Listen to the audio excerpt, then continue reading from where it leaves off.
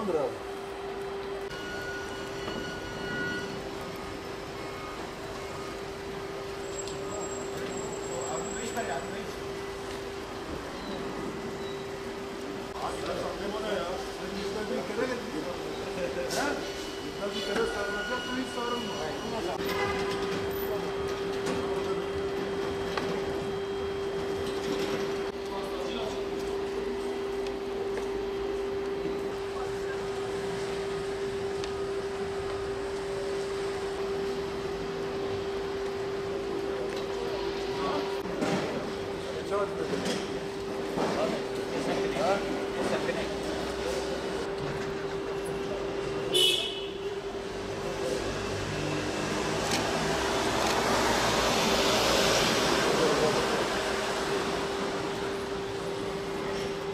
Engeller çıkamıyor.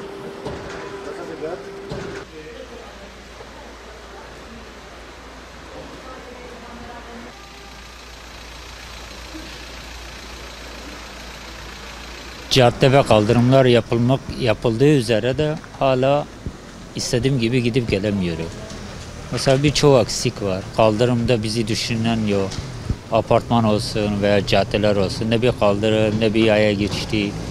Yani rahat geçemiyoruz. Yani bir destek almadan hiçbir yere gidemiyoruz. Biz istiyoruz ki rahat bir şekilde kendimiz gidelim, kendimiz gelelim. Bir de engelli park yerlerini çok ihmal eden kişiler var. Onlara da yani buradan duyurmak istiyorum. Yerimizi kapmayın. Yerimizi kapmak istiyorsanız buyurun yerime oturun. Bu konuda vatandaşlardan bir duyarlılık bekliyoruz. Yetkililerden istediğim biraz daha dikkate alınmaları lazım. Bizim milletten ricamız engelli park yerlerini, araçlarını park etmesinler.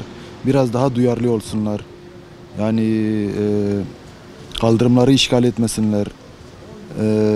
Yani kolaylık sağlasınlar, yardımcı olsunlar. Yaşadığımız en büyük sorun şu yapılan kaldırımlarda yapılan rampalardır. Yani rahat çıkıp inemiyoruz.